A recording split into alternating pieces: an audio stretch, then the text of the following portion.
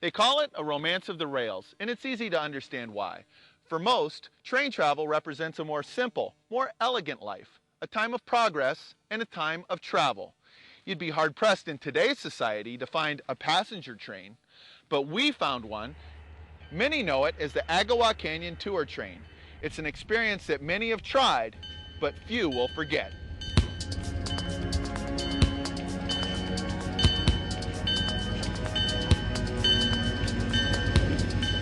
Yeah, up in here in northern Ontario, north of Sault Ste. Marie, we're still serviced by trains. We run on the Algoma Central Railroad, we run freight trains every day.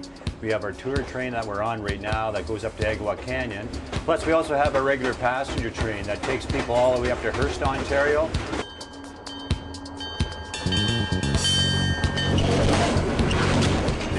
It is a slower form of travel.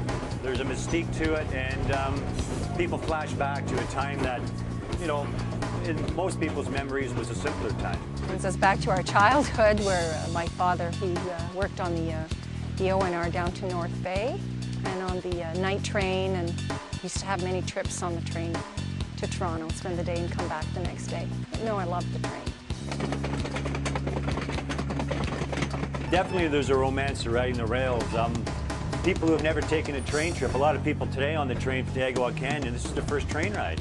And even though they've never traveled before, there's some inherent quality, I think, in human beings that find a sense of romance when they actually do get on the train.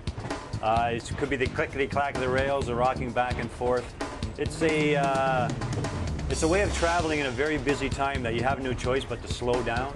You can look out and see things. People are racing around so much nowadays that this is an ideal way to kick back, allow yourself to decompress a little bit. You've got incredible nature all around you north of Sault Ste. Marie that our tour train or passenger train goes through.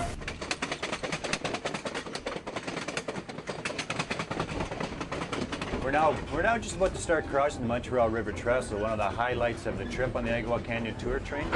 This is at mile 92. The trestle is a curved trestle, one of the few curved trestles in the world. It's 130 feet down to the base of the trestle, and the trestle is 1,550 feet long. There's power dams, another 3 power dams south of this, and this trestle here in the power dam below, the power dam supplies power to Great Lakes Power Brascam, which feeds Sault Ste. Marie and the surrounding region. We also operate a regular passenger service. That's the one that operates like a bus. You'll travel up the line. If you want to get off at mile 25, mile 62, we'll stop right there. Mainly end of May, early June when the water's high. People come and they'll actually get off here at Agowa Canyon off a regular passenger train. We'll transport their kayaks or canoes in our baggage cars, put in the river, and then they'll kayak the Agowa River down to the Lake Superior. They'll also do the Batchewana River, which is just south of here, and they'll go up north of here to Sand Lake, and then they'll do the Sand Lake trip, which takes them through the park, and then they'll be picked up at the highway.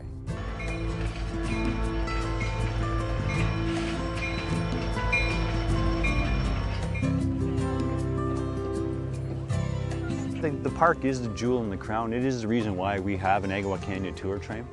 Back in the 50s, as more and more people learned about the canyon, they wanted to get off here. So about 1952, they cleared the first areas for the picnic tables.